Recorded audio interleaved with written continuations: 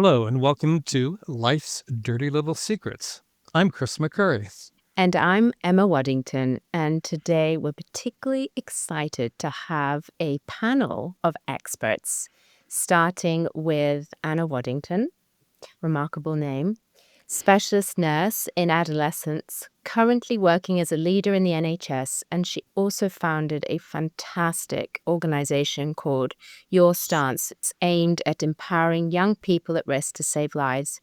And in 2020, she won the Nurse of the Year award in the UK. And she also happens to be my fabulous little sister. Hello. So welcome, Anna. Thank you for having me. So excited. And then we have the wonderful Jennifer Fink, who's authored a brilliant book called Building Boys, Raising Great Guys in a World That Misunderstands Males. She's also the creator of buildingboys.net, co-creator of On Boys, a parenting podcast about boys, which is really wonderful, and author of The First Time Mum's Guide to Raising Boys, Practice Advice for Your Son's Formative Years. Her writing has been published by the New York Times, Parents, The Washington Post, Fox News, U.S. News, and World Reporting Parade. And Jennifer is the proud mother of 4 sons. Wow. Indeed. Thank you. Also with us today, Nick Oru. Nick is the clinical lead counselor at Edinburgh Napier University with a postgraduate diploma focused in clinical counseling and applied psychology from the University of Stirling. He's been on our podcast before. We welcome him back. He's an experienced therapeutic specialist working in the health and well-being industry with a particular interest and expertise in the areas of men's health, race and equity, and emotional well-being. Additionally, being a Renaissance man, Nick is a qualified dietitian via Queen Margaret University, and to round things out, he has over 20 years of experience in the music industry as an award-winning performing artist, label owner, and promoter. So welcome, Nick. Great to be here. And last but certainly not least, Emily Edlynn. She's been on the podcast before as well. Emily earned a master's and doctoral degrees in clinical psychology from the Child and Adolescent Program at Loyola University in Chicago. She has a small private practice with children, teenagers, and adults specializing in health psychology. She lives in Oak Park, Illinois, outside of Chicago with her husband, 3 children, ages 15, 13, and 10, probably a little older now. No, still that age. That's still okay. I got that right. And 2 rescue dogs, age unknown. She's the author of Autonomy, Supportive Parenting, Reduce Parental Burnout, and Raise Competent, Confident Children. Welcome back, Emily. Thank you. So the topic today is boys. And what are we doing with our boys these days? Each of you brings a different perspective on this. And we know we could go on for just hours and hours today. So we'll try to keep this as focused as we can. But I guess generally, what are we getting wrong about boys as a society? And what are we getting right? So I want to focus on, what's going well and certainly spend some time toward the end of our podcast today saying, what can we do to promote healthy boys, healthy relationships between boys, and other members of, social groups. So I know we have a lot of great ideas here. So does anybody like to jump in to get us going? What are we getting right about boys? Let's start with that. What's going well? We hear all this stuff about boys are suffering and boys aren't doing really well, but are boys doing well compared to, say, perhaps previous generations? If any of you know Michael Reichert's work, he's a U.S. researcher. He says that now is the best time to be a boy.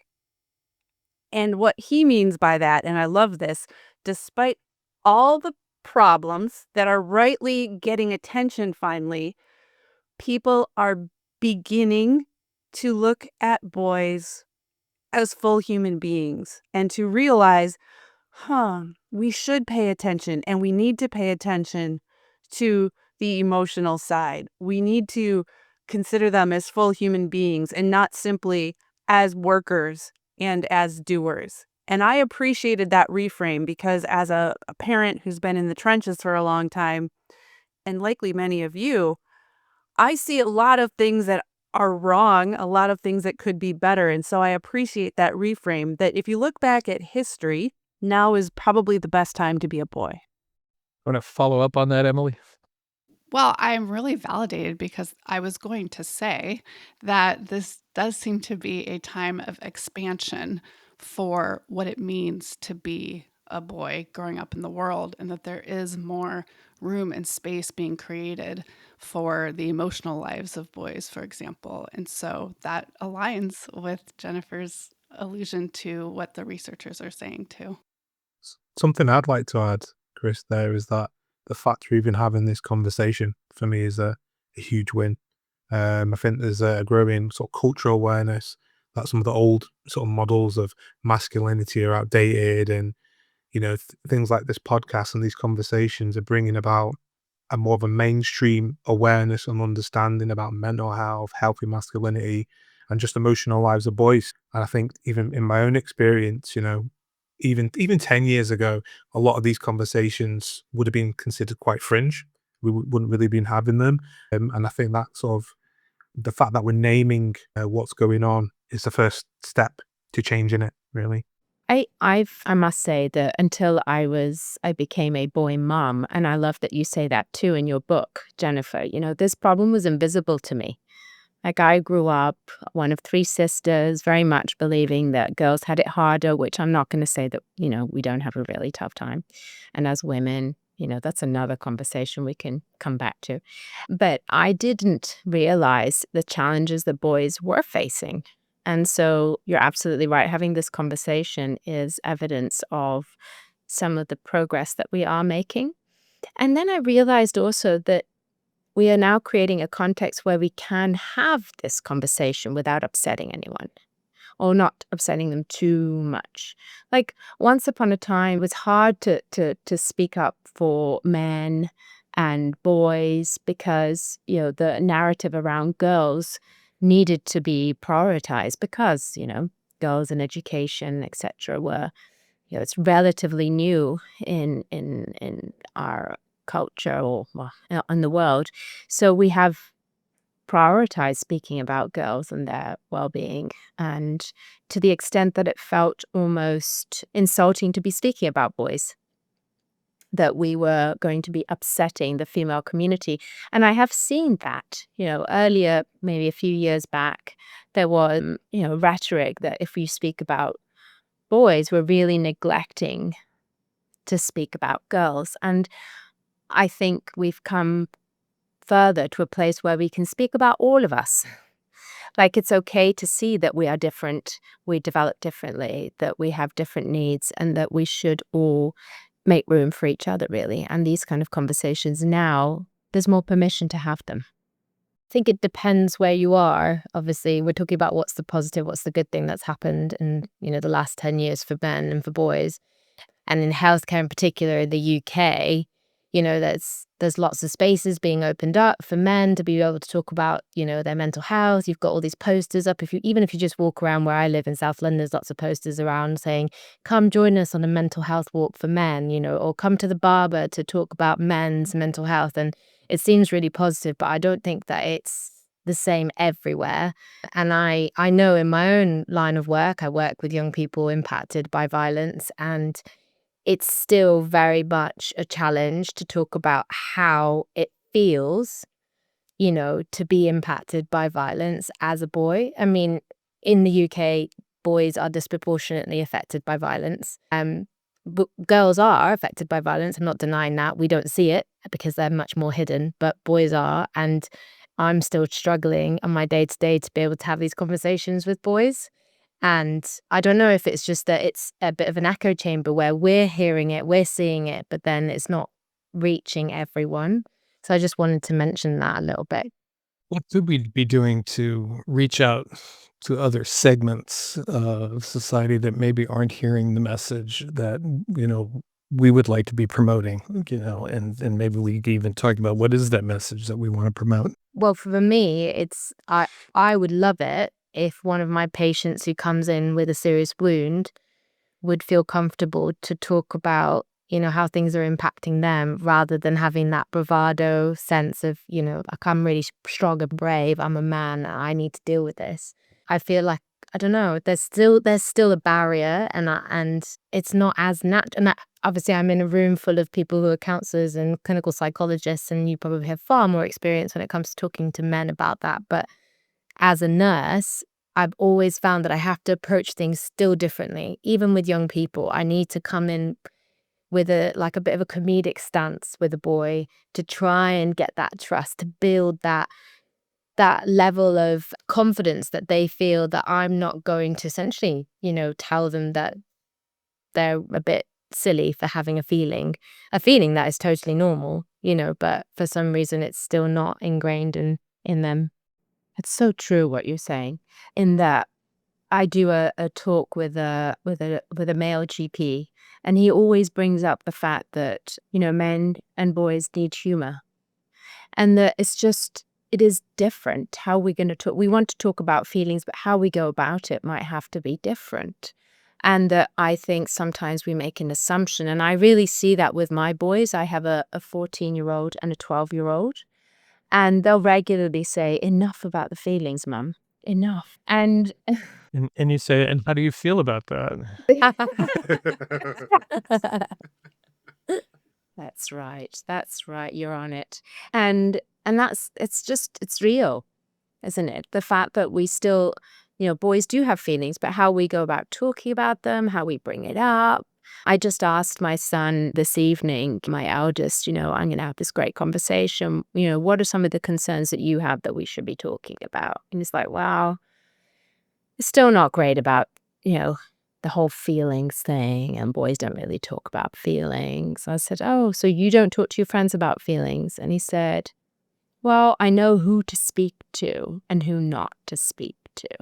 And I think that's probably where we're getting it wrong in a way. We're making an assumption that everybody should be capable of speaking about feelings with anyone at any time, which of course we don't really see it even in girls. But perhaps with boys, we need to be more intentional and mindful about that piece, that who are they comfortable speaking with? What is a context that we can create where it feels better to speak about feelings? Who are the people that they're most at ease with? And often, mothers are not top of the list. Talk about feelings. It's like thinking about those pieces, like you're saying, Anna, that I think are really important, that, talking about feelings and who to talk to and what to talk about, Having parented 4 boys as a woman, I really had to learn that things that did not look like sharing of feelings or emotions, boys just do it differently. That comedy, the insults, the put downs, there is a role for that in boys and in bonding. And if you grew up as a woman, and if that is your mindset, this does not look like any kind of healthy emotional development to you. But as I learned, some of this comedy and put down goes back. And in some ways, it has long been boys and men's way of finding ways to connect, even as they are living in structures and societies that frowned on that kind of behavior. So that boys sometimes use this sarcasm and the put downs and the laughing about things to sort of feel each other out and find these safe places. And as a mom, I ended up becoming fluent in sarcasm as my boys were teenagers, because that was their natural language at that point in time. And I think there's a way to respect boys and men's communication styles and preferences as they are functioning in the society, that even though we say we want boys and men to express emotions, it's not always safe to do so. I think we have to respect and make space for that and look at how they are functioning. And I'm really, really curious to hear Nick's thoughts on that. One of the things which really you've kind of alluded to, and I think this is really true, is that when we're sort of thinking of what we're saying boys as if it's a uniform group. So even within that aspect, as I said, a lot of my work's around sort of race inequality. That, for existence, it is in a lens in itself. So that often gets misinterpreted or misunderstood. And I think looking for this one nice catch-all approach is in itself part of the problem, that we need to be a little bit more fluid in that. We need to be a bit more open in thinking about how can we reach people where they're at and what is relevant to them. And within my work at Napier, one of the things we found really useful was speaking to the men on campus themselves to ask them what they need, what they want. Also, as therapists and counselors, we're thinking, oh, this is what's going to be beneficial for you, and this approach is going to work. Asking those who you're looking to support and empower, I think, is a key part of what we need to be doing. And yeah, Yeah. Yeah, I was just So about true. to add to that and say exactly what you were saying, is that we're basically being very general in the way that we speak about boys, because there's so many disparities and changes and differences. And in some of the work that I do a workshop with young people around mental health, and they're all boys that attend this workshop. And the thing that gets them talking isn't me going, so this is what mental health is, and this is how we talk about our feelings. It's when I play a game, but it has to change in line with the community that I'm teaching. I can't do the same game with every single person. And the only way that I've been able to adapt it is by speaking to young people from that community and doing, youth advisor groups or focus groups and getting them to have a voice in what I'm doing, because I'm old now, and I don't know what's going on. Like, I tried to talk about Jay-Z and they all looked at me like I'd hit them with like who's that? something. Exactly. They're like, what? And I thought I'm really cool, but they didn't know what that was about. So exactly, we need to be, it's contextual as well, right? And we need to be aware of the context of young people's lives and what's facing, and why don't they want to talk about certain feelings, or maybe, like you were saying, Jennifer, their version of talking about feelings isn't the version that we understand as talking about feelings, and that's okay. And I think when we talk about the adolescence program, that's what frustrated me a bit about it, was that this massive wave of anxiety just came alongside the show. It almost needed like a couple of like warning messages before the show started to be like, this isn't real. There's so many things wrong with this show, but it's just basically what's happened is that lots of parents, and I'm a parent of a boy now, lots of parents have come out and freaked out and thought, okay, we can't do any social media. No one's allowed to go onto the computer anymore. Boys essentially are all going to be trying to access incel groups, incels taking over the world, which is not true. And yeah, it just went completely the wrong way. That was my personal opinion, obviously, but To add to that, Anna, which I think's, when you said you're old, I've got 4 kids ranging from late 20s down to 13, 12, nearly 13. And something I've had the privilege of seeing is the cycle that you go through with each group. And so when you're describing adolescence, what we have to appreciate is that lens is an adult lens. It was filmed through an adult lens. Even if they've had some input from young people, the overarching lens to some degree is coming from that perspective. And even when you think about technology, I was laughing with my daughter the other day. I said, I'm pre-internet. So when there was no internet, the issue was TV, putting a child in front of a TV. It's right. So at each stage, there will be this panic of terror. And you're right. I think there's a lot of young people who are really aware and are wanting to change. And it's not every young male is wanting to join an incel or is violent or is et cetera, et cetera. And we have to temper some of the fear and the anxiety, because for me, vulnerability, it's not a red flag. It's like an opportunity to sort of explore, to learn, and to understand.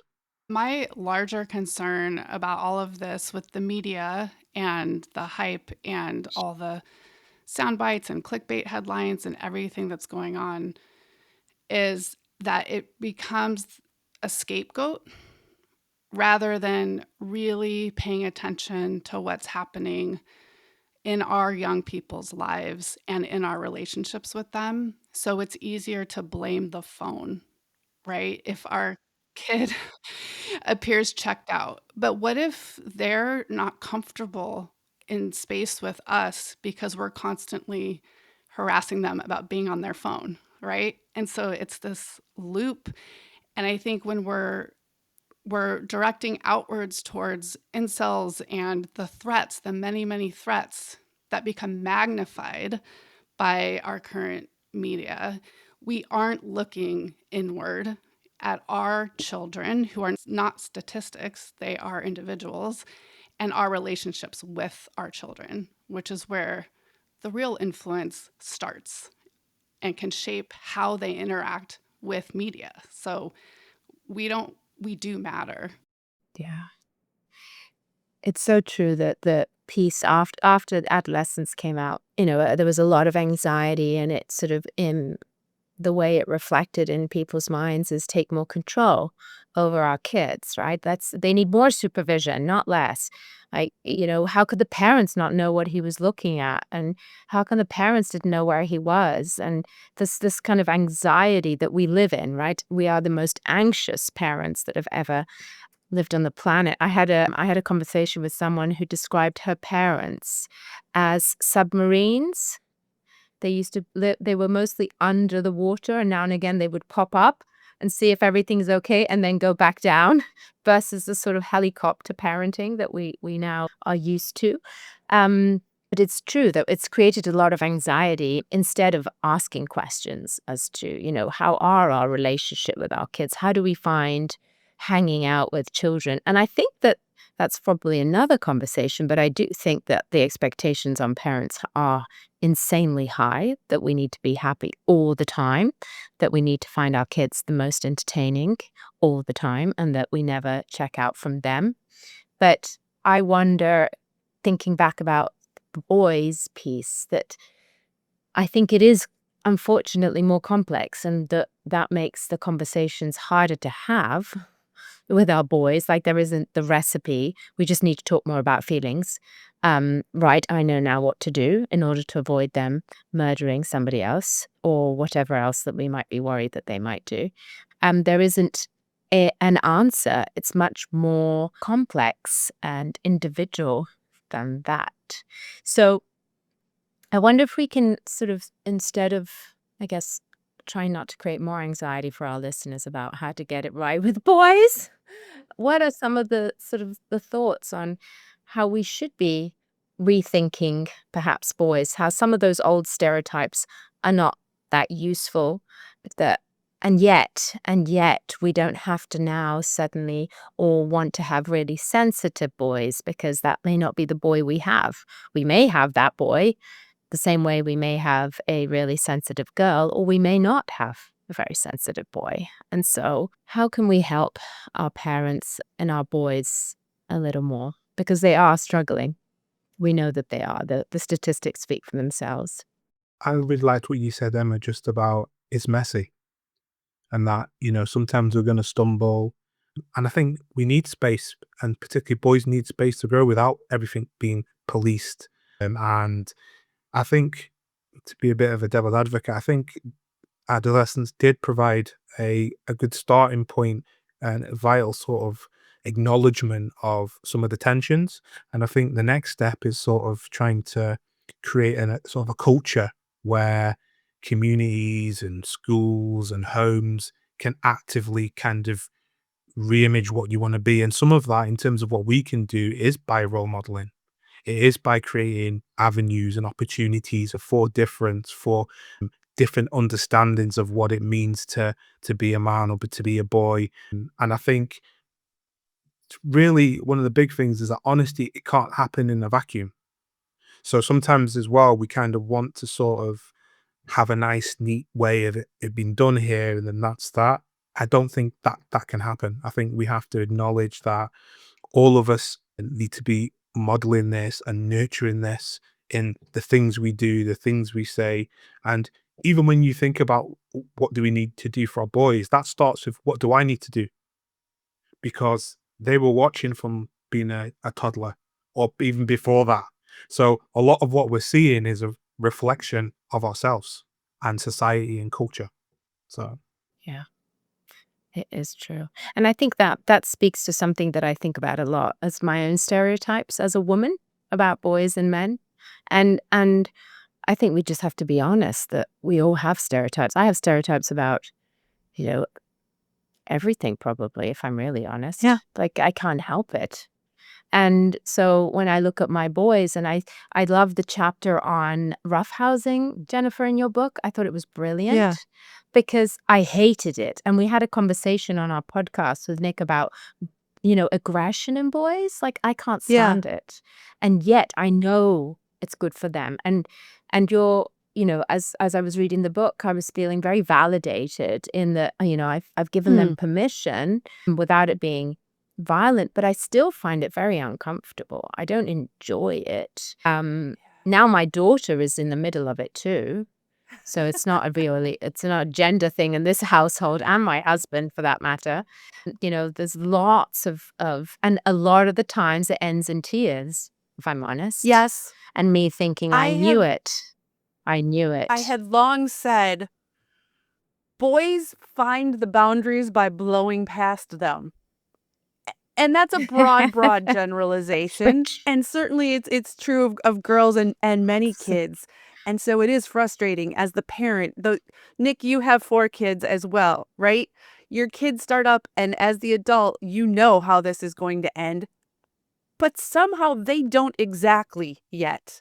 And they're finding who's a little stronger today. And let's see how this goes. And yet when it does almost inevitably end in tears, they learn from that too. They learn, they see their brother crying or their sister. And I'm not advocating, let your kids hurt each other. That's not it at all. Kids, humans, are experiential creatures. They learn from experience. We can't expect our children to have adult brains and adult coping mechanisms when they're 6, when they're 9, when they're 14. We need to hold space for them to be children. And I think that especially is true for our boys. Nick, you do a lot of work with race and equity. You know all of the problems of Black boys being perceived as older than they are and more threatening than they are. They need space to be children. We have to give that to all of our boys. And a lens shift that I think can be helpful for us as individuals, as parents, workers in the community. Right now, and this is what I saw in adolescence too, we're more worried about our boys hurting us, hurting others, than we are about hurting them.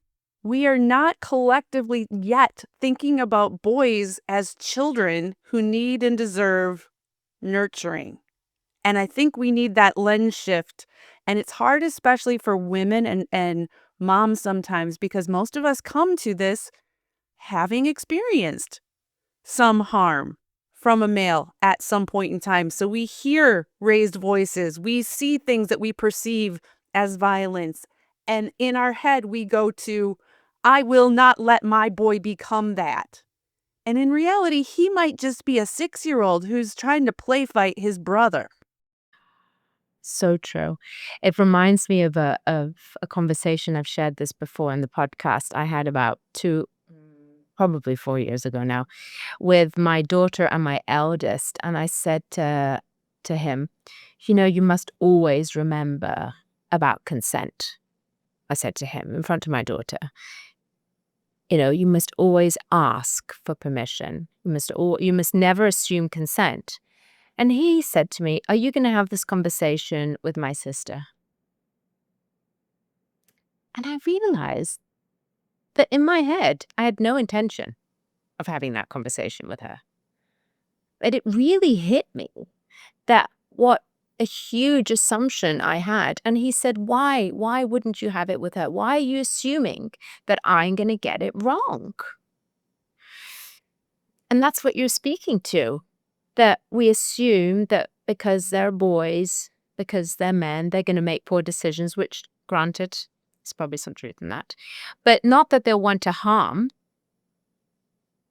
inherently. And he said that to me. He said, why is it that boys are assumed to want to hurt? Exactly what you were saying, Jennifer. And I think that as girls and women, we have a responsibility there in that narrative. Not because we haven't been hurt, but because not all boys will hurt. not all men will hurt. There's lots of good guys and good boys out there. Well, along those lines, I want to refer back to Ruth Whitman's book, Boy Mom, where she shared a lot of research around how even male infants have been shown to be more biologically vulnerable than female infants. And there's all this evidence that boys actually need more caregiving in the younger years and get less.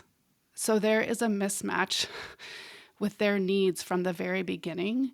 And it has been attributed to our ideas about boys and men, what it means to be strong, and the manhood ideals projected onto infants. So it's something that really woke me up because it's so, I mean, we don't realize we're doing it as parents, but to really think about from the beginning as a group, boys are getting less nurturing than they need. And they're more likely to be ill, aren't they? Like they're biologically their immunity is weaker as well. Like it's really sad when we think about that. Boys get neglected even though they are sort of physically needing more, but our sort of stereotypes have led us to be more to push boys away. And I've seen research that, even mothers tend to caress their bellies more if it's a girl, tend to sort of cuddle their girls more. I mean, like you're saying, Emily, like even in their belly, as soon as we know our gender, we change the way we respond. We speak to girls more than boys, even in uterus. Like it shapes us immediately. So we need to be really intentional to change some of these patterns that then reinforce the stereotype. And I can't remember if it was Ruth Whitman, but I should probably have thought about this before. But apparently, up until the First World War, men used to take their male friends on honeymoon. Their best friend, it was the one who wrote the book about the dark secrets. Anyway, yes. So they used to take their male friends on honeymoon and they would hold hands. And you see it in the Muslim community here. Men hold hands. Men lock arms in ways that we don't see in the West. It's quite striking, but obviously there's lots of other issues. But the piece is that there was a movement during the First and Second World War where boys had to become more stoic because they went to war. There was a sort of separation of, body and feeling that had to happen in order to cope, and that's shaped how we respond to men. But we weren't always like that. And men weren't always like that in their relationships. So it seems like hopefully we're going to be swinging back, but there's a lot of work to undo in the last 70 years or more. I'll try and remember her name before the end of the conversation. She wrote a brilliant book, something about secrets. Niobe Way? Yes, that's her. Yes, it's a brilliant, what a phenomenal book.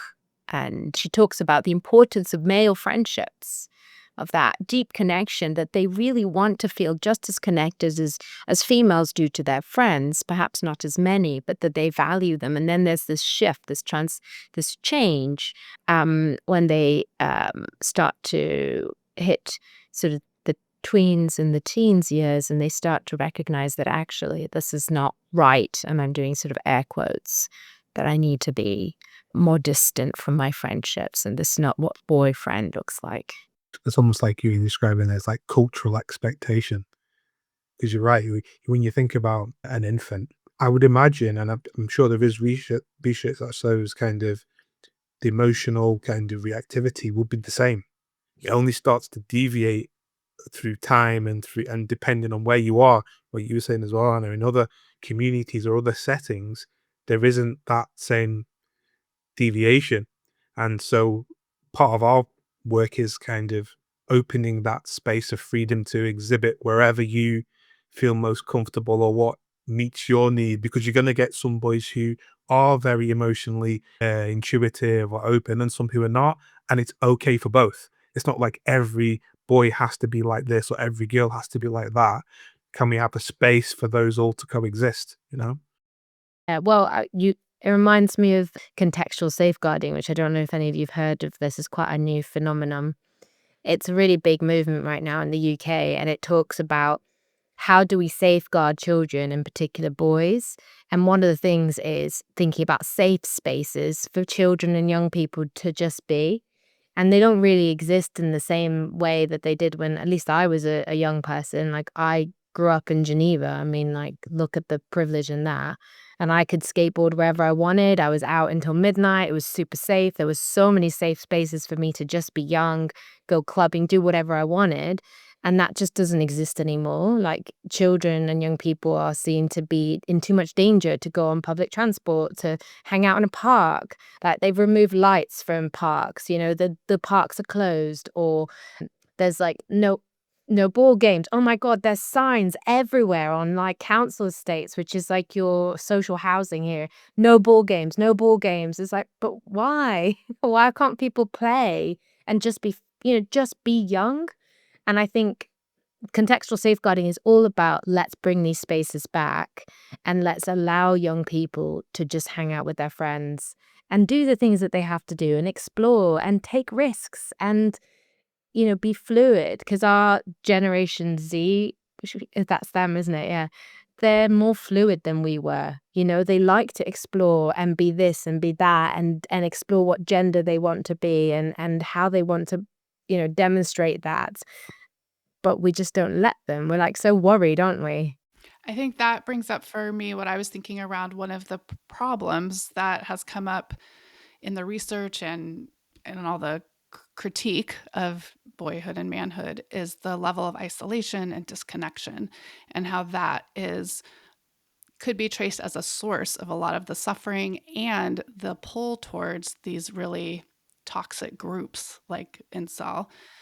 But if we aren't doing our part in our community to create spaces for social connection, then we're not helping that diffuse that problem. And so it's thinking beyond, like, I love that concept of just how to act at a community level for creating the space for that social connection. And I think that's a huge, very straightforward point of intervention is, yes, like creating space for social connection. Yeah. I mean, I've become that really annoying neighbor who, whenever there's a message on the WhatsApp group about hooded boys in the corner of the street, I pop up and go, and let them hang out. And they're like, oh no. And then we have this big debate in the neighborhood WhatsApp group about, it's okay, let's let young people just hang out with their friends. They're absolutely not doing anything. And they're not. They're literally just being young. But it's already that natural reaction, isn't it, to think they're doing something wrong because they're in a group. When, I don't know everyone in this room, but I was always in a group when I was young because you're safe in numbers and you're with your friends because you want to, like you said, Emily, you want to connect. And what's happened recently since the pandemic is there's been more and more isolation and separation and being on your phones and finding that connection in something that maybe isn't safe or vetted, like how we've had before. Well, and I think there's a misunderstanding that teens prefer to be on their phones, and that's really just not the case. It's an easy outlet and it's right there, but in the qualitative research I've looked at and I'm familiar with, they're wanting to spend time with their friends. I mean, they will say in a group, everyone put away your phones, right? Like, we need to, and that's my platform, is to put more trust in our kids that they do know what's good for them, and we need to listen to them more and respect their dignity and worth as people instead of imposing our ideas onto them. So I just want to point that out as we're talking about kind of how our assumptions may affect how we treat our kids, and then there's that loop. Yeah. Because like I've got your book here as well, Autonomy, Supportive Parenting, and I love your take on what you call the lazy parenting, air quotes, and this piece around giving them more autonomy because they can make really good decisions. But also, it's such an important stage, especially for, I mean, boys and girls, but for boys as they transition through their teenage years, they're trying to sort of push away, and then we're sort of living in a time now where we're really scared of what terrible things might happen to them, or what's sort of lurking around the corner, and so we keep them trapped in our houses or whatever, in these organized, structured environments when really they need a bit more space. But we need to challenge our fears and as a community come together. Because I remember my childhood is now a long time away. My children tell me all the time. And I used to go out and I wouldn't come back until dinner. But honestly, my parents knew because all the neighbors would know. There was a community that spoke, and they would always find out if I did something that was not part of the agreement, because some neighbor would have seen me. But somehow it would come back. Like I wouldn't just be able to get away with things, but there was more of a community, and people were speaking, and people were nosy, and people were sort of checking in, and you were getting disciplined by more than just your parents, and all these things that don't happen anymore because we don't live in these big communities. And I think that's particularly problematic for boys. Boys do, love to go out on their bikes and climb trees and sort of I love that, sort of blow through the boundaries. I'm going to use that. And, take these risks, and we're not giving them that. So they do, I'm sure, listen to, communities or, people who tell them shouldn't be like this, and more of this sort of incel, because they want to feel like they've got a voice and someone's listening, like we all do. And so we do run the risk of them being groomed by the wrong people if we don't listen and give them a platform in our own houses. In the interest of time, I was just waiting, Yes. just looking at the clock and going, here he comes. I hate to be the bad guy here, but You're I do have sweet. to try to keep us within a reasonable amount of time. Yes. I'm just wondering if we could just go around and talk about it. If there's one belief about boys that we could collectively let go of, what would that be? And or if we've talked about many things that we could be doing to be helpful, but if there's one thing that's in sort of the front of your minds about what you would like to see us do as a society, as a world, as individual families, to make this situation go better for boys now and in the future, what would that be? Jennifer, could you start? I think one thing I always tell to parents is parent the boy in front of you. Look to that child for your cues. Nick, you've alluded to it. All boys are not the same. They are different. They need and want different things. Take your cue from the child in front of you. Accept and welcome and facilitate his interest, his energy, and his questions. And it sounds simple, but if each of us does that with the boys in our lives, I think we can go a long way. I was taking notes so I didn't forget. My thought is if we, as parents or anyone working with youth in the world, could really examine our own beliefs and stereotypes and be really honest with ourselves about what we're bringing to our interactions with boys, and even ask, would I respond the same way to a girl? And really push ourselves to be thoughtful and shift our behavior. Emily, you basically said what I try and teach all the time to healthcare professionals when dealing with young people. And it's like, just look at your own stereotypes, all of your own perceptions, your misconceptions, and challenge those first, because then you'll be able to see the person as a person and not a person that's come in with an injury or come in with this or that, but them as an individual. And I think if there's one thing that we could do as a society as a whole is let's bring safe spaces back, please. Or as you were saying, to recognize that hanging out on the corner may actually be a safe space. It just doesn't look that way from us because we've been, paying too much attention to the if it bleeds, it leads, the news stories on television. Yeah, I'm desperate for my boy to be able to grow up and be allowed to just hang out with his friends on a bench. I really want him to be able to do that. So yeah, I've got a few thoughts. One of them, which is coming to the fore, is that changing the way we view things as it's not a problem to solve. As a person-centered counselor, it's a bit cliche as well, but listening, listening to what's being said and what's happening, rather than thinking that we know the answers to everything, and then leading with a bit of compassion, connecting meaningfully, and re-imaging what we're trying to do with care, with courage, and giving a space to breathe. That's something that's come out today, is that actually there needs to be space to grow, to learn, to make mistakes, to have different opinions. And that kind of doubles back into, would we all not want that for ourselves? So if we can have that empathy, the same that we would want for ourselves, and we can give that, I think it's a great place to start. We're right back to your role modeling before as well. We can't expect boys to grow into men who show care and compassion and make space for others if we don't do that for them. They need to experience it to know what that's like and how to do that for others. I love that. Yeah, everybody's said so many incredible things and very much validated what I've been thinking as we've had this conversation.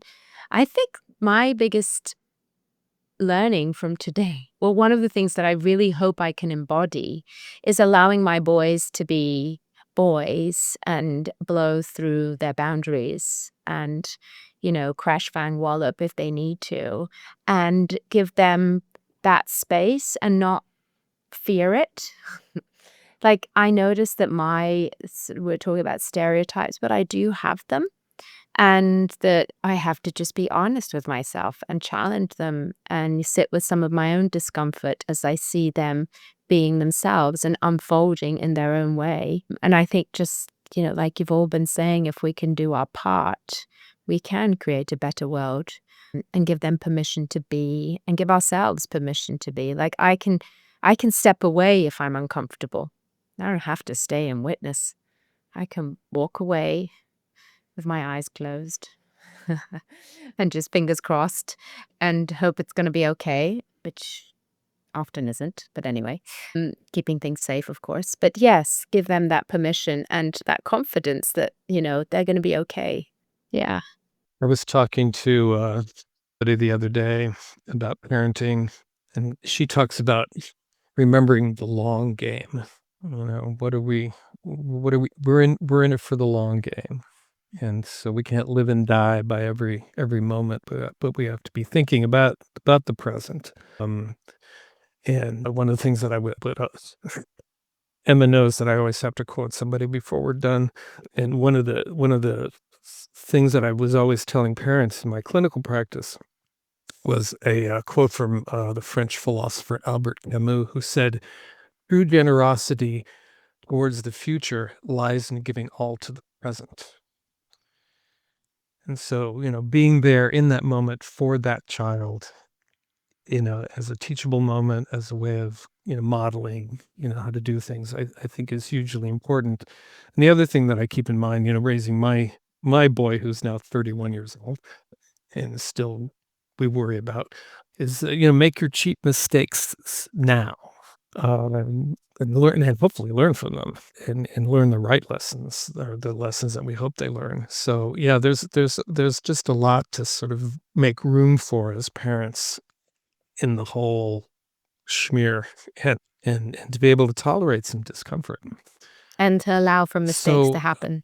yes, yeah, exactly. I mean, again, as long as nobody's losing a limb or anything like that, but within reason. What I would ask each of you to do after we're done here today is, we mentioned a bunch of books and your own books, as well as books that you value. Send those to me via email, and we'll put them in the show notes for today's podcast. And then people will be able to have those resources and follow up on some of the things that we've talked about and some of the authors that have been mentioned, as well as your own offerings, your own websites, things like that would be very valuable. Wow. Thank you so much. This has been fabulous. It's been amazing. Thank you all. I've loved this. Thank you. Thank you. Thanks so much. Bye. Thank you, guys. Been lovely to Thanks. meet you all. Love it to meet Nice you to meet all. everyone. Bye-bye.